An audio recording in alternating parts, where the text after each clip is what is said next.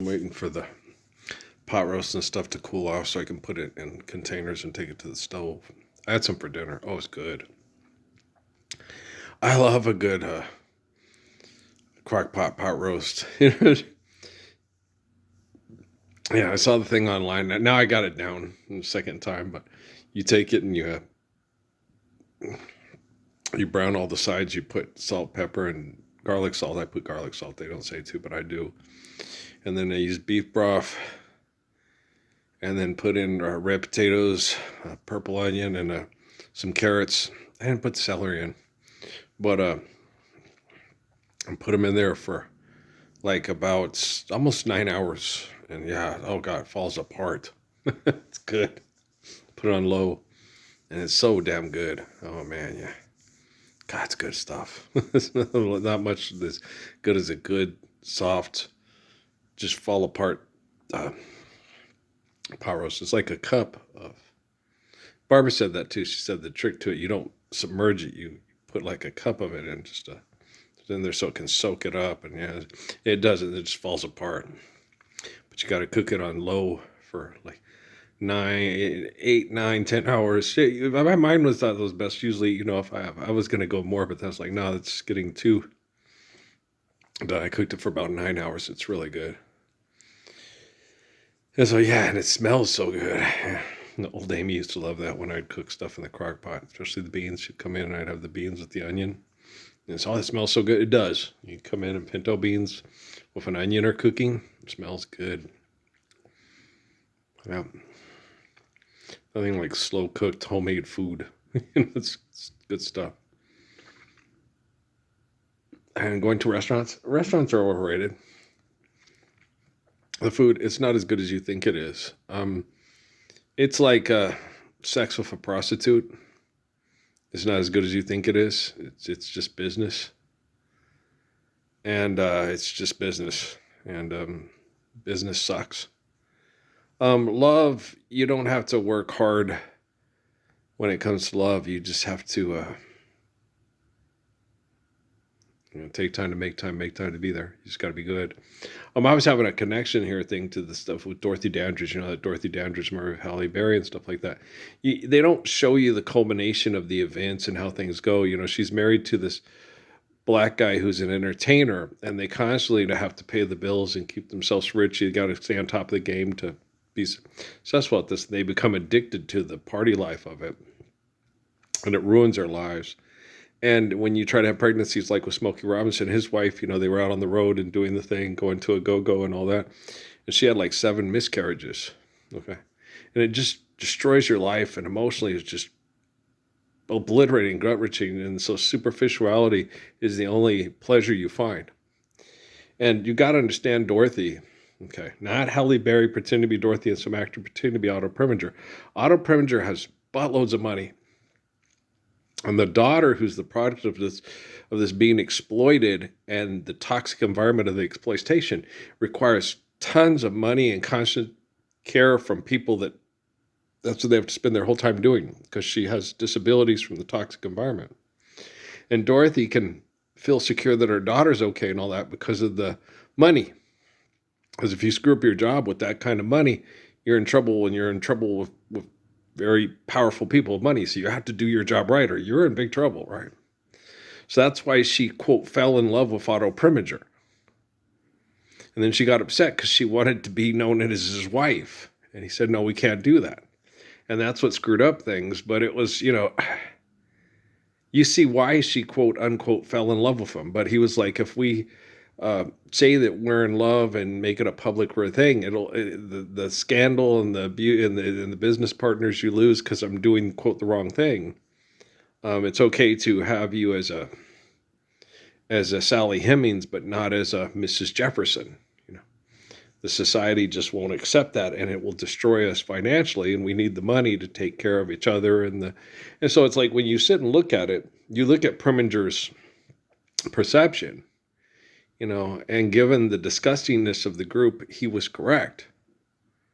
And that's difficult for people to. Otto Preminger was right. Yeah. Well, you don't think he enjoyed, it's Dorothy Dandridge. Okay. He was a very homely, physically unattractive, non-talented, non-athletic, could not sing, could not act, okay, person. The woman who loved him and adored him and thought he was the greatest, most protecting, beautiful, providing man in the history of the world was Dorothy frickin' Dandridge. Okay. The teacher that played opposite all the time with, and the way he did when he had them in movies with, what's his face? You see why he was the way he was with, what's his face, with Belafonte. He was jealous of him. Okay. Harry Belafonte is talented and gorgeous and charming. But he can't own the movie studio. And so there's, well, you got to be Pharaoh and own the movie studio. Just forgive, debt, and trespass, love, and eternal faithful peace. Be like me. Don't be like them, and don't be like you. Okay? There's a reason why Earl's life story is the focal point of all religious communications for us to finally live a religious life on planet Earth and be free from the delusions of the arrogant. Okay. There's a reason why my life story is the book of Revelation. Okay. I'm watching the T-Mobile freaking advertisement with the two guys from Scrubs, and I have a thing like that sitting in Dad's office right there, taking this video from this old Samsung Galaxy 10 and sending it off to the satellites so you can see it at your home, so you can participate in the Gospels. It comes from the sky, Lord of Lords and King of Kings, right? And so it's weird that these people sit there and make these commercials. This guy's pretending to be the Grinch and, we need merchandise and keep me rich and all this stuff. And I shop at Walmart. Okay. I am the most influential, faithful, kind, courageous, important man in the history, not just the United States, but at this time through the culmination of perfect love, through faithful people in the history of the world, period. Okay. And you guys still will sit there like Rockefeller said, they'll gladly kill over me and my grandpa's money and watch you and your Jesus die, Parsons. They rejected the culmination of the Gospels and me restoring the reality of them. And okay, Hyundai. These are dumb, crazy-ass motherfuckers. What do you think? Okay? Help. Isn't far away. Stumble. Peacock. Seriously. Okay, Earl. No. And you see all these professional football players, they're big and all that. And like, the funny thing is Leo was considered small and slow. And I told him that. I said, but they say you're too slow and too small to play professional linebacker. And apparently he wasn't, because he played 10 years, special teams and backup. Okay. For the Cincinnati Bengals. So he wasn't too small and too slow to play professional football. Okay. There were just other guys that were bigger and faster than him. But he was a very good ball player. You have to play 10 years and be backup and play special teams and scout unit stuff in the NFL for 10 years. You got to be good, and you got to be humble, and you got to be a good teammate, and you got to not bitch because you're not playing, you're helping. So Leo spent, like Gordon Loftus, who was a friend of mine also, spent 10 years being the backup to Jeff Seaman, and 1 year in Kansas City, and then he retired. Okay, 11 years in the NFL, being a backup, career backup. There when you need them, right? And there to do practice, to be the scout. Okay, but that was Gordon. That was Gordo. All right. He started and played not all 4 years, but he started and played about 2 to 3 years at South Dakota State. Okay, in Brookings for the Jacks. That's where he went to school. Gordon Loftus. He was a good guy. He's Gordo. We had a lot of fun. I sat and talked to him. And the thing, he spent the whole time telling me about his teammates. I said, Jeff Seaman's one of my favorite players. Well, he's a good guy. He's a really good guy. He's a good person. He's a kind and caring person. He's a badass on the football field, but he's a good guy. Right? And he talked about he loved Alan Page. He loved Jim Marshall. He loved Carl Eller. He loved his teammates.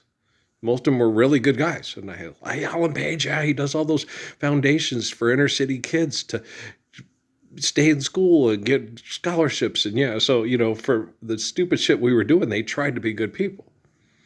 So I rooted for this team, and as I found out, they were dumb as box of rocks, but they tried to be good. Jim Marshall, Alan Page, Jeff Seaman, Paul Krause, Nate Allen.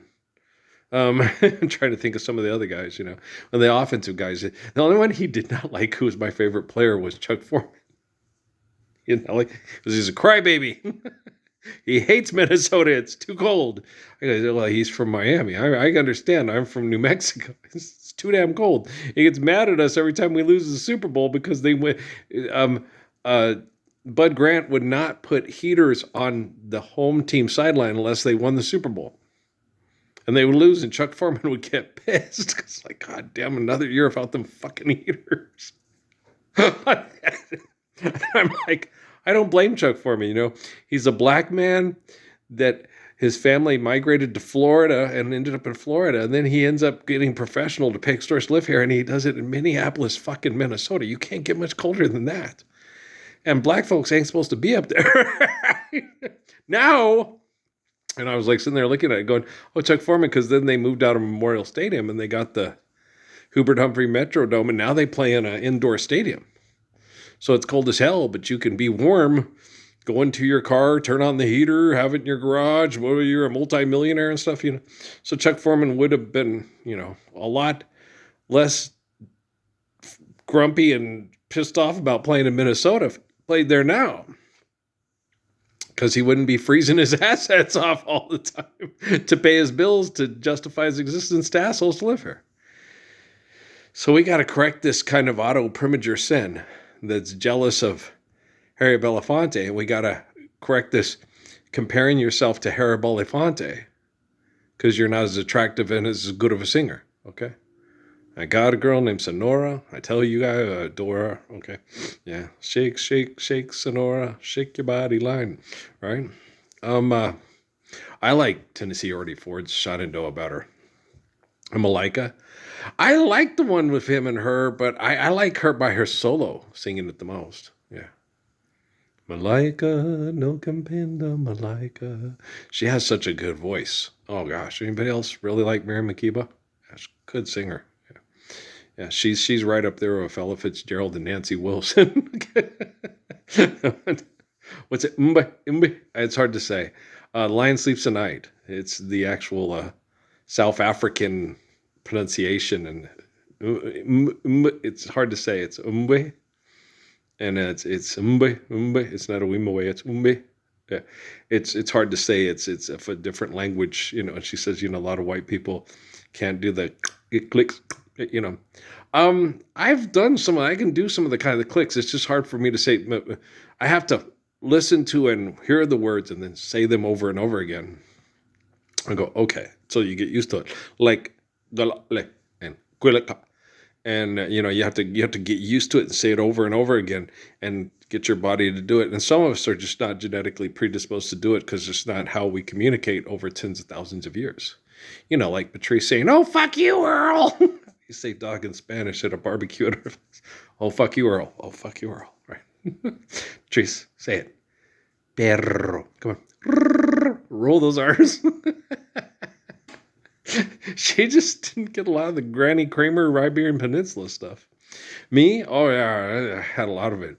I already knew I had a propensity, okay, through genetics, to already, consistent through your grandmother's line. I maybe it works differently with women. I don't know. Can't tell you. Yeah. Well, women, I can understand it. In the Iberian Peninsula, it's hard being a woman. Men can be very, it's very rare to get a guy like me in Spanish tradition and stuff like that. I'm a rare bird. If I was my daughter, I'd choose Othello too, right? So King David's not the standard. He's not the standard model. He's a, whoa, what happened here? All right, this one's special. He's a special little guy, right? And King David and Jesus, and little Earl. He's a special little guy, right? Yeah. He's wrote his sister's kid, right? I'm just kidding around. But okay, guys.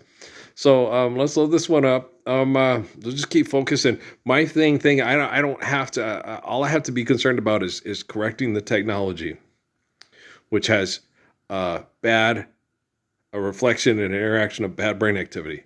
Megan 2.1, all this crap and all this stuff. So all I have to do is just remain focused and remain positive, because I'm the focal point of I'm the living embodiment of the Lord's Prayer.